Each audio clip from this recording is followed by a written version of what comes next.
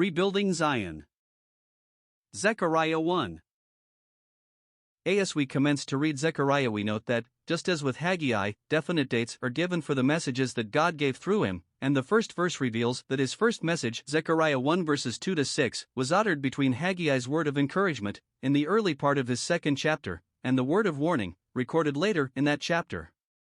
We think we may term Zechariah's first message a word of exhortation. We may wonder perhaps why such a word at that juncture was needed. Had the people not responded to the word of rebuke, and so diligently resumed work on the temple that they were encouraged by a prophetic view of its future glory? Yet before Haggai's word of warning, uttered on the 9th month, there came this call to them to remember the directness and certainty of God's governmental dealings with their fathers, and the certainty of similar dealings if, like their fathers, they turned away from him. The exhortation therefore is, "Turn ye to me, saith the Lord of hosts." Had they not done this? Yes, indeed, outwardly and in action. But had there been that inward and vital turning of heart, which is what counts in the sight of God?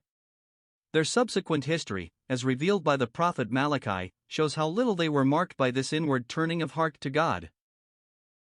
So, as we open this fresh prophecy, we meet with something calculated to make us wise to salvation, from a similar danger today. How easy for us to be satisfied with correctness of outward behavior, without that inward heart-turning, of great value in the sight of God.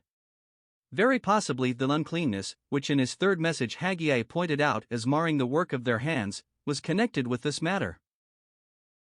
In verse 7 we travel on to the 11th month of the second year of Darius, so important in the history of the Jews, and we commence a whole series of visions which were granted to the prophet, visions which had a bearing upon their position at that time, but which carried in them allusions to the far future, and the ultimate deliverance to come through Christ. Before starting on them, we may pause to notice the great difference of style that marked the two prophets. Of all the minor prophets, none is more plain and direct, and free from figurative language and visions, than Haggai, and none more full of figurative language and the record of visions than Zechariah, yet both were equally used, and at the same time. We see foreshadowed that which comes plainly to light in God's administration for the church, as recorded in 1 Corinthians 12-14. What God establishes is marked by diversity in unity. Each servant of God is marked by difference and variety as to detail, like the many differing members of the human body, but all bound together in a God-created unity. Let us never forget this fact in our dealings with, or our judgments of, God's many servants today. From verse 7 of our first chapter, till the later part of Zechariah 6, we get a series of visions that were granted to the prophet and recorded by him. The words, "Then lifted I up mine eyes," Zechariah 1 verse 18, occur a number of times, as he puts on record what he saw. As we ponder these visions, we may discern a certain sequence in them. The first is that of the rider on a red horse among the myrtle trees, and behind him other horses, red, speckled, and white. They represented those whom the Lord had sent forth to walk to and fro through the earth. As a symbol, a horse is generally used to indicate strength and power, but in this first vision nothing is said to show just what form of strength is meant, though we gather not earthly kingdoms, such as Persia or Greece, since the horses walk on tours of inspection through the earth. When, however, we read Zechariah 6, we again find horses mentioned, and they are described as the four spirits of the heavens, that is, they are angelic in character.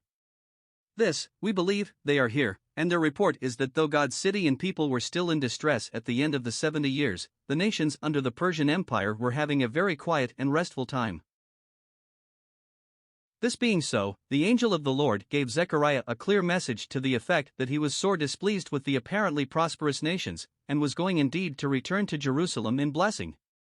Reading verses 16 and 17, we cannot but feel that though the help and blessing that visited the people during the next few years was a fulfillment of these words, the complete fulfillment awaits the time when the glorious appearing of Jehovah, predicted in Zechariah's last chapter, takes place. Then a fresh vision met the eyes of the prophet, the four horns representing the four earthly powers that were permitted to scatter so completely the people and their city. Then there came into his view the four carpenters, who had come, as sent of God, to disturb and destroy the four powers that had done it. The prophecy views the whole matter in a comprehensive way, as from God's side. In Zechariah's days, the first of these horns, the Babylonian Empire, had been cast out, and the second was in power, the third and fourth yet to come, but God was making known the fact that their rule was only temporary, and that each would be cast out in turn. There can be no doubt, we think, as to the identity of the four horns, though we may not be able to identify in the same way the four carpenters. We believe, however, again that the prophecy is not yet completely fulfilled, for the horns of the Gentiles, which lift up their power for the scattering of Israel, are not completely disposed of while the times of the Gentiles, Luke 21 verse 24, still run their course. But the remnant, now back in Jerusalem, were given the encouragement of knowing that the day of their oppressors would come to an end in God's own time. It is an encouragement to us to know it also.